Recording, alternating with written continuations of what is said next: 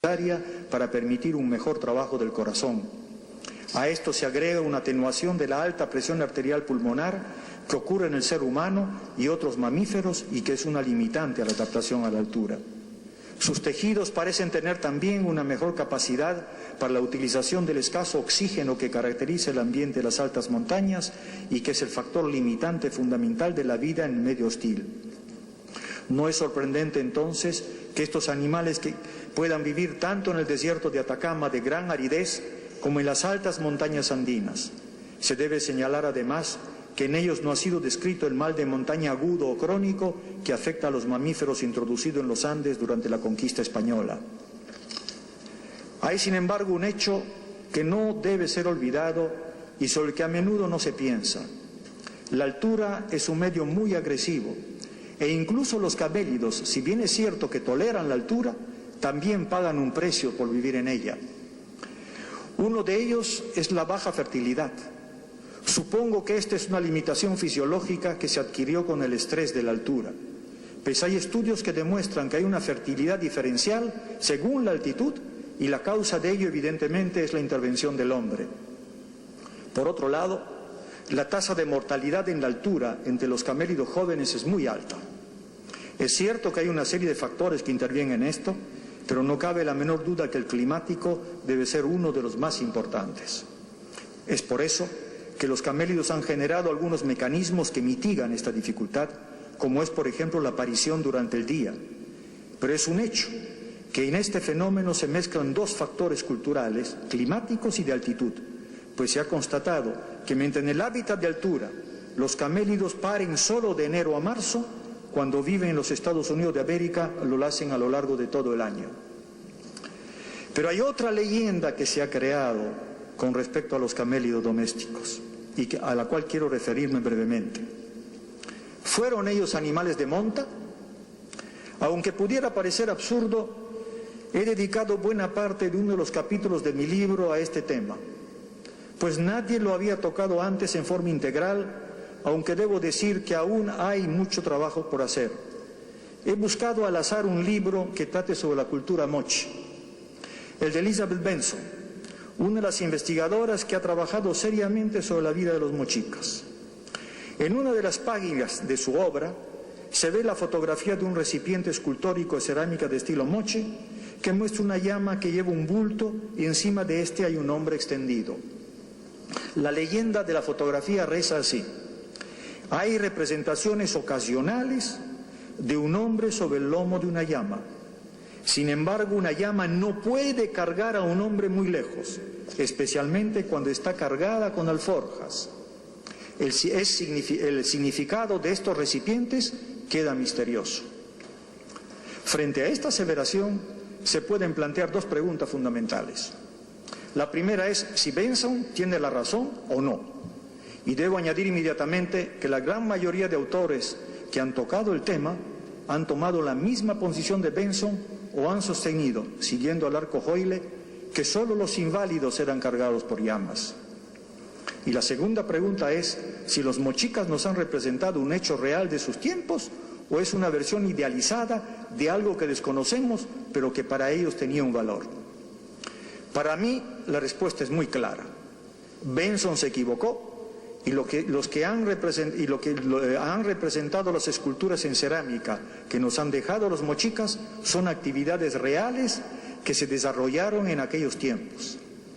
Y es interesante que un hombre tan versado como Johann Jacob von Tschudi, que fue el primero que investigó científicamente a la llama en la primera mitad del siglo XIX, también se equivocó sobre este punto.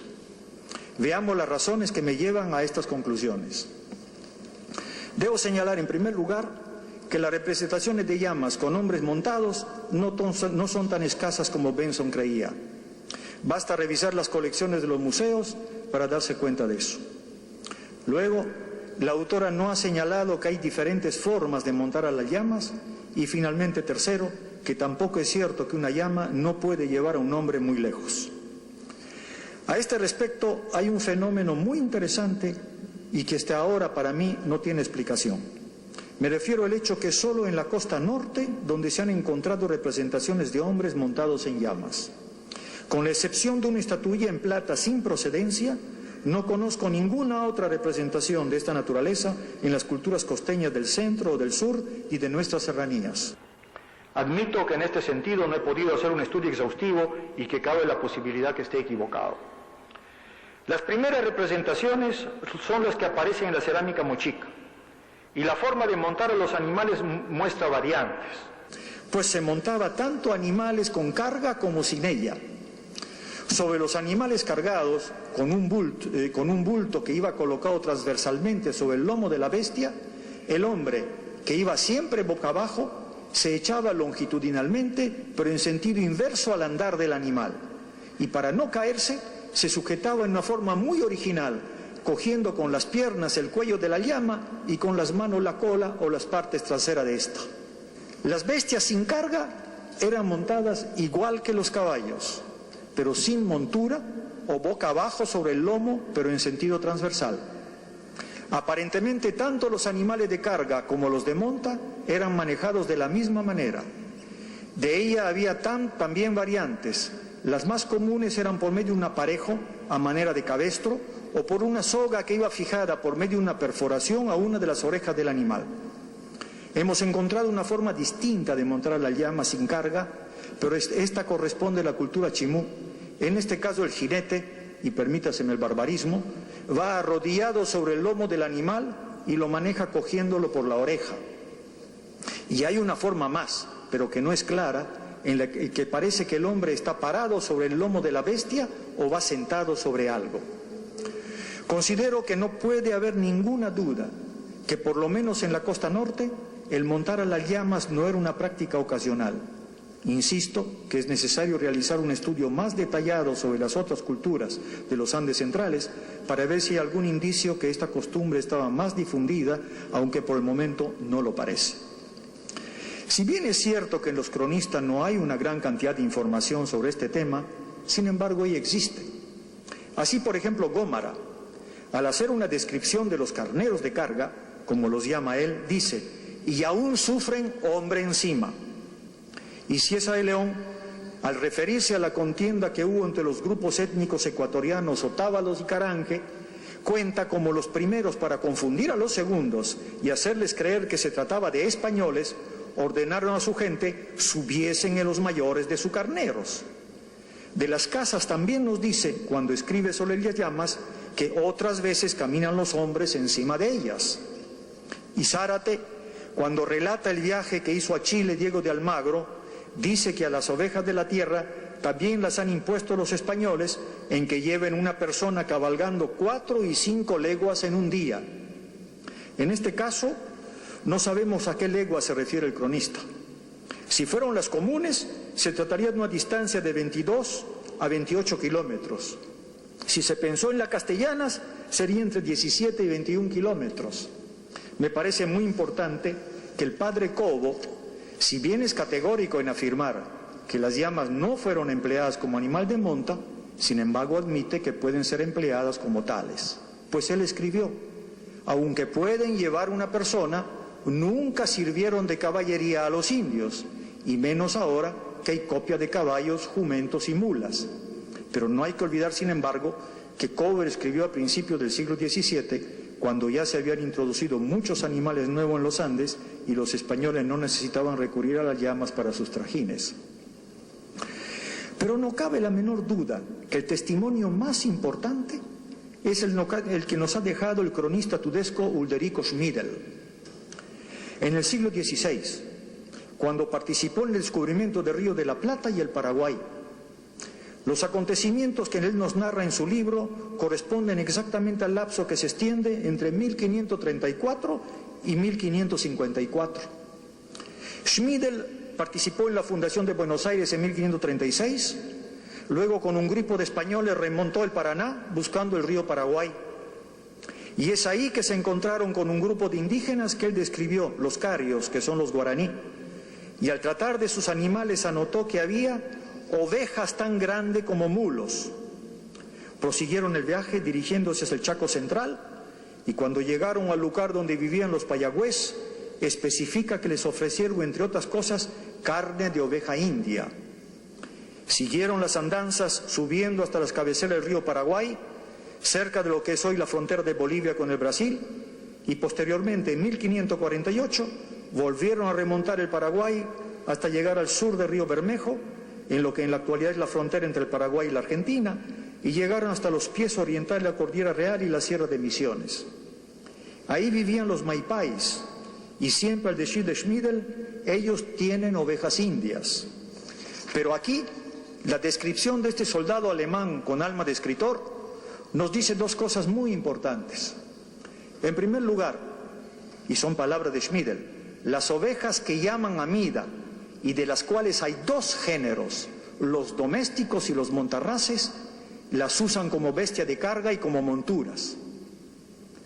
Es decir, que si leemos cuidadosamente el escrito de Schmidl, podemos deducir claramente que en la zona de Asunción y más al suroeste había llamas, mientras que a los pies de los Andes los expedicioneros se encontraron con llamas y con una variedad silvestre que casi seguramente fueron guanacos que aún viven en la zona limítrofe de Bolivia con Argentina y el Paraguay, aunque pudieron ser también vicuñas. Y la segunda cita de Schmidl es la que sigue. En esta jornada, yo mismo, por estar enfermo de una pierna, anduve más de 40 leguas al lomo de una de estas ovejas. En el Perú se transportan sobre ellas las mercaderías como nosotros hacíamos con las acémilas. Pero es interesante que sobre el particular, él además nos ha dejado una ilustración en la que se ven los animales montados y cargados. La siguiente. Pero hay algo más. La siguiente. En la portada de su obra publicado en Nuremberg en 1602, se ha puesto un dibujo, el que ustedes están viendo, en el que aparece el autor montado en una llama, tal como él lo relata en su escrito. Ahora bien, hay que señalar que el relato de Schmidl no ha sido tomado en cuenta lo suficiente e inclusive se ha puesto en duda su testimonio. He controlado sus datos sobre los grupos indígenas que visitó, contrastándolos con la información etnográfica y definitivamente concuerdan. Por otro lado, se puede seguir en un mapa, con un mapa a la mano, las andanzas con el grupo de españoles y en este caso también la información corresponde a la realidad. Después de haber revisado los datos arqueológicos e históricos, a mí no me cabe ninguna duda que Schmidl haya podido ser llevado por una llama cuando estuvo enfermo. He hecho los cálculos en función del relato del cronista Tudesco y de ello se desprende que él anduvo montado en la llama por más de 10 días y que en sus jornadas fueron aproximadamente de 22 kilómetros diarios. Pues bien, la distancia que recorren hoy las recuas con carga oscila entre 15 y 20 kilómetros y los viajes de 10 días o más están dentro de los límites normales de transporte de una llama de carga. El relato de Schmidl es a todas luces muy real y nos indica claramente, una vez más, que las llamas vivieron en territorios que no son exactamente de altura, pues el Chaco, en el extremo norte, alcanzan tan solo los 550 metros sobre el nivel del mar, y en el sur es una depresión más baja aún con ciénegas saladas. La zona de Asunción se encuentra a 101 metros sobre el nivel del mar. Además, el clima varía de este a oeste. Es así que afirmar que las llamas no se pueden montar es otra leyenda que debe ser destruida. Pues si bien es cierto que ellas no fueron un animal de monta generalizado, por lo menos tenemos la evidencia indudable que en la costa norte esta fue una costumbre que tuvo cierta difusión y que, cuando fue necesario, se montó a las llamas tanto en lo tiempo prehispánico como después del contacto europeo. Además, por las descripciones de los cronistas de los viajeros y por los datos arqueológicos, es evidente que en el pasado había variedades de esos animales que se han perdido. Es de suponer que quizás algunas se podrían recuperar si hubiera interés de hacerlo, pero otras han desaparecido irremediablemente. Hay un último aspecto que quiero tocar, pero solo superficialmente. Me refiero a las cantidades de animales que hubo en el pasado. Hay que ser muy claros en decir que es imposible contestar a esta pregunta con cifras. La última información que debió existir al respecto estuvo probablemente en los quipos incaicos que ya no existen. Pero si se analizan los datos históricos, no nos puede caber ninguna duda que las cantidades fueron muy superiores a las actuales. Bastará recordar que cuando llegaron los españoles, había camélidos prácticamente en todo el territorio andino. Sus limitaciones sin limitaciones altitudinales llegaban incluso a la ceja de selva. Hoy no solo están acorralados en las alturas, sino que incluso están concentrados en ciertas zonas de estas. No voy a entrar a discutir las estadísticas actuales que tenemos sobre las 4 especies de camélidos. Este es un tema que no solo podría ser objeto de otra conferencia, sino que no me compete a mí hacerlo. Pero es un hecho comprobado que si miramos el asunto con profundidad histórica, estamos sin duda frente a un trágico proceso de extinción. Es difícil medir la velocidad de este fenómeno. Los incas con seguridad habían encontrado ciertos mecanismos empíricos, he mencionado algo de eso hace poco, que permitían el control y el mantenimiento de los hatos.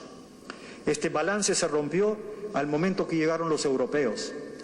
En este sentido, el caso andino ha sido muy diferente al de otras partes del mundo donde se produjo un fenómeno similar de conquista, ya que la destrucción aquí no se debió al simple placer de la caza o la utilización de los animales para fines comerciales. Hemos visto que en nuestro caso hubo una serie de factores, entre los cuales los 2 principales fueron, en un principio, la ignorancia de las huestes conquistadoras y luego el conflicto cultural que se produjo. Un conflicto aún latente que se quiere soslayar, que no ha sido entendido en su realidad y magnitud y que sigue minando las bases de este Perú que, como bien ha dicho más de una vez Fernando Silva Santisteban, no ha logrado aún ser nación. Fue pues la imposición de la cultura occidental la que marca el inicio de la extinción de los camélidos. Hubo mentes preclaras que se dieron cuenta de esto y protestaron, como es el caso de Cieza de León, pero evidentemente ellas no podían ser escuchadas. Y cuando en un segundo momento se quiso proseguir a estos animales por medio de ordenanzas para poner coto sobre todo a los abusos, en primer lugar el gran daño ya estaba hecho y luego la ley no se cumplía. Es trágico constatar que lo que sucedía en el siglo XVI se sigue repitiendo hoy. Constantemente leemos en los periódicos de las matanzas de guanacos y vicuñas. Hace tan solo pocos días se escribió en El Comercio: cazadores matan a 3 comuneros y 500 vicuñas en 4 meses, en una docena de comunidades de Huancavelica.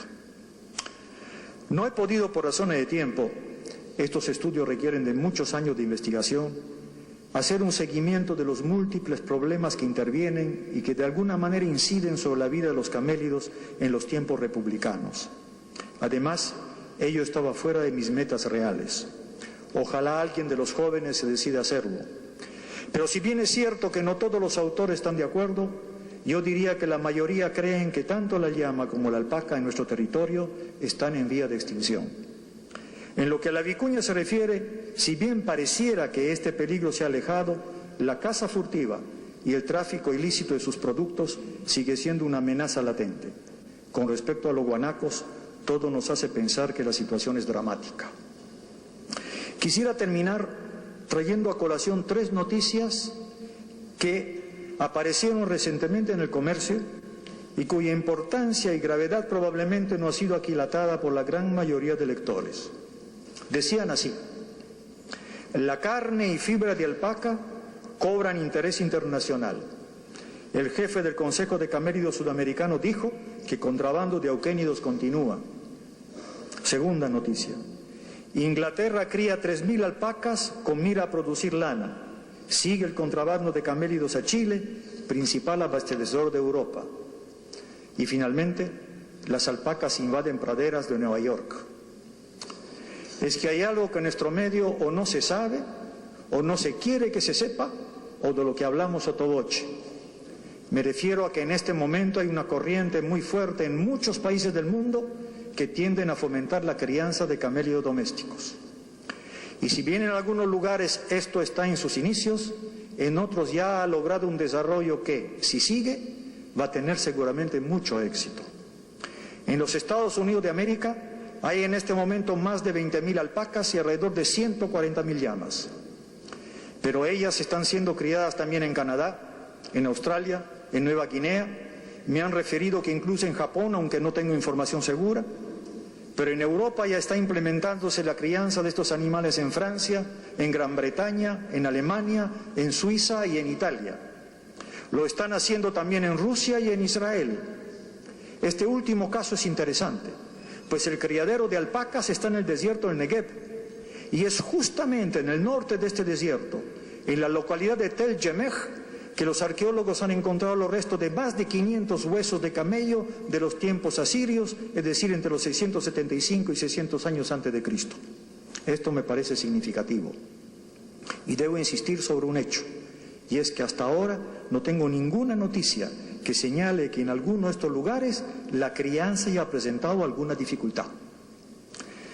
Creo que esta información somera que acabo de esbozar nos está indicando dos cosas: que prácticamente todos los lugares donde se están introduciendo exitosamente los camélidos son bajos. Solo en unos pocos sitios, como es el caso de Colorado en los Estados Unidos de América, hay cierta altura, pero ella no sobrepasa los 1.600 metros sobre el nivel del mar. En otras palabras, en estos lugares la crianza está avalando lo que sostienen los fisiólogos y lo que manifesté a base de mis estudios históricos, y confirman que definitivamente los camélidos no son animales especializados de altura. En la Argentina, en este momento, ya se están ensayando de trasladar poblaciones de camélidos desde la Puna a la Pampa, y los resultados son excelentes.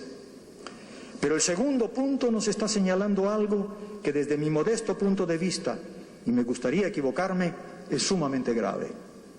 Y es que si la crianza de llamas y alpacas en otras partes del mundo se sigue incrementando exitosamente, mientras nosotros en el Perú no tomamos las medidas correctivas necesarias para promover el desarrollo de estos animales, en el futuro no será el área andina el lugar donde por principio hay que recurrir cuando se quiere obtener ciertos productos como la lana de alpaca, por ejemplo.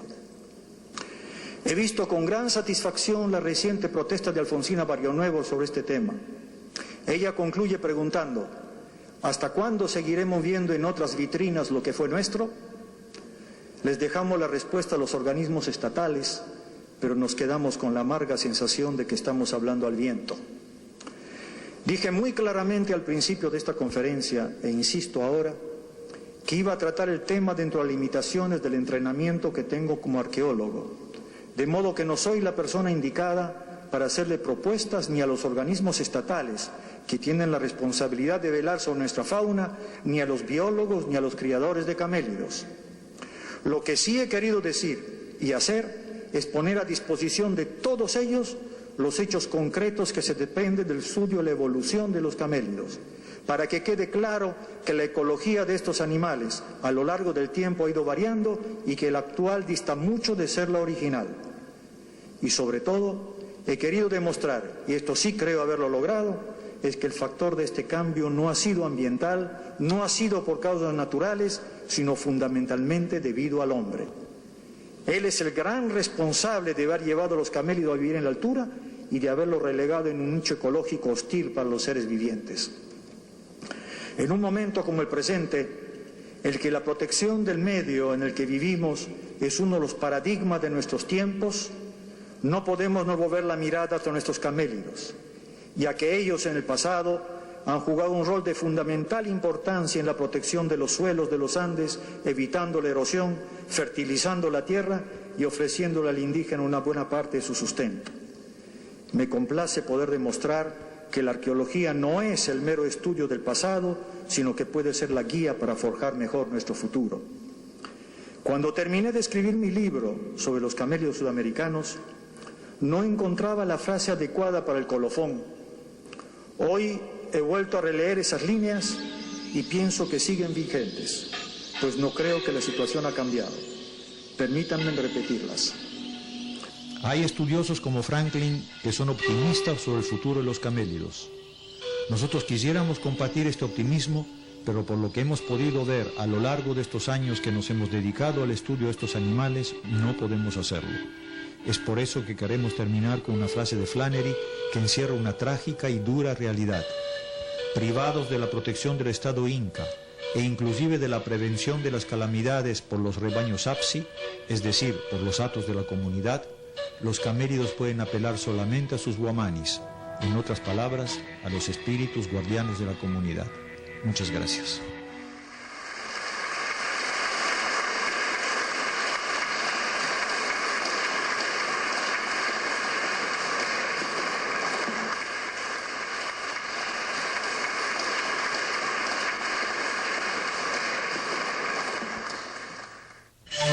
Congreso de la República del Perú y Televisión Nacional del Perú presentaron Biodiversidad y Ambiente en el Perú.